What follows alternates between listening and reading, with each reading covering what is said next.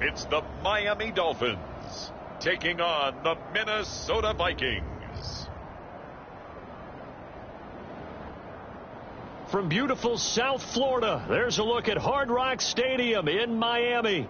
Tonight we move on to week 2 of the preseason, and we've got a good matchup here between the Minnesota Vikings and the Miami Dolphins.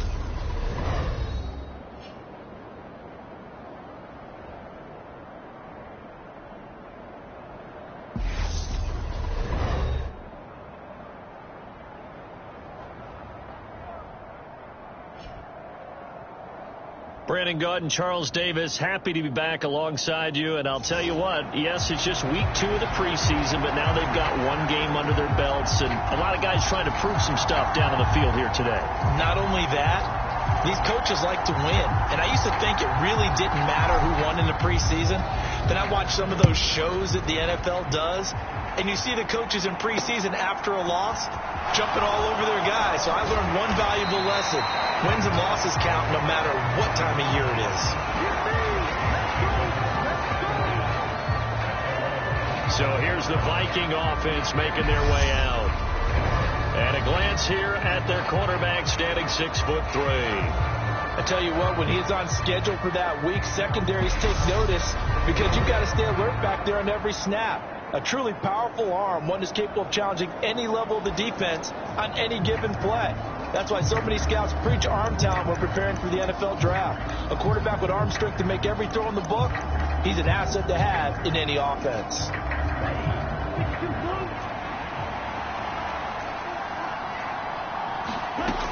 They'll come out throwing here to start the drive.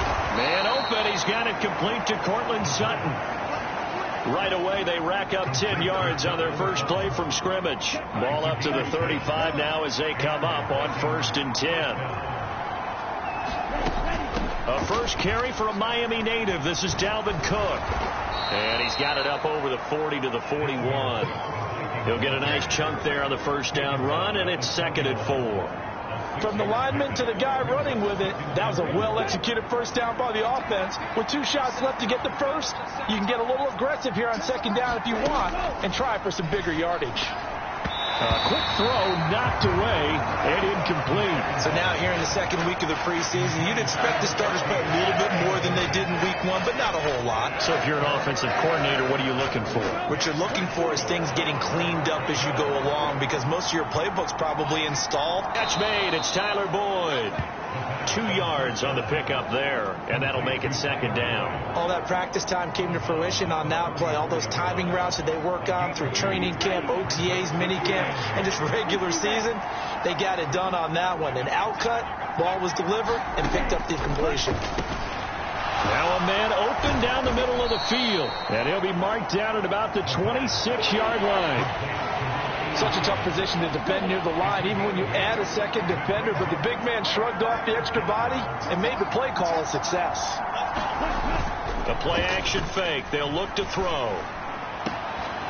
And he doesn't quite make it, taking it within an eyelash. Dropped at the 1. They're able to convert on 3rd down, and that sets up a 1st and goal. That's a big conversion there on 3rd down, and this has been a great opening drive. You know, at this point, they'd hate to settle for 3, but they've created a fresh set of downs and a 1st and goal. 1st and goal, a chance for an early statement here on the road. Cook. And they'll bring him down after just a short pickup. It's a gain of a yard, and it'll set up 2nd and goal.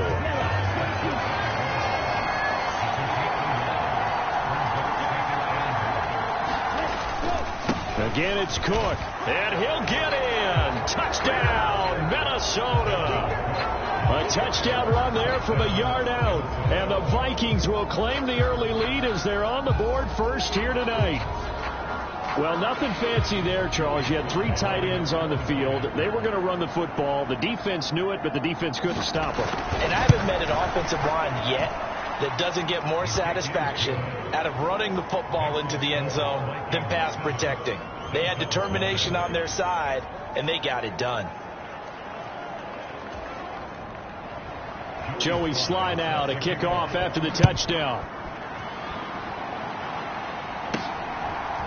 And we'll see a return here from the end zone. And he'll be stopped right around where he would have been had he gone down to a knee, maybe a yard shy of there at the 24.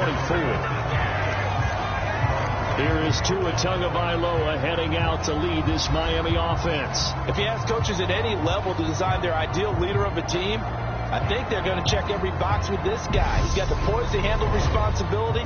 He stays calm under any kind of pressure, and he brings out the best of his teammates each and every week.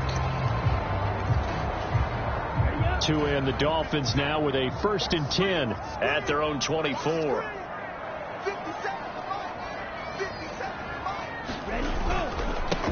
They'll start this drive out on the ground. And he's able to plow forward up to about the 29, just shy of the 30. Javon Kinlaw, the big D tackle there to bring him down. The first down run got 5. Here's 2nd and 5. There they'll keep leaning on the running game. Back to the ground. That one a first down pickup of 8. Usually we see runs like this as the defense breaks down later in the game, but this guy is setting the tone early, running through all types of tackles and putting the defense back on its heels. Line of scrimmage, the 37 on 1st and 10. An incomplete pass on that last play, and that means they'll need to come up with something here on 3rd down.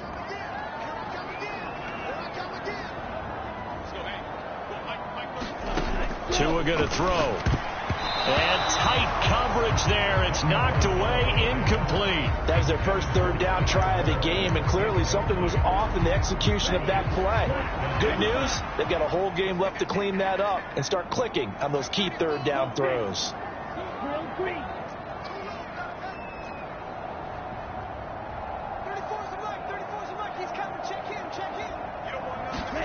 They're going for it. Here's Tua with it. He finds his man, complete. It's Price. And he's able to get this to the 40-yard line before he's out of bounds. Not often do 4th down conversions result in 23 yards, but that's the case.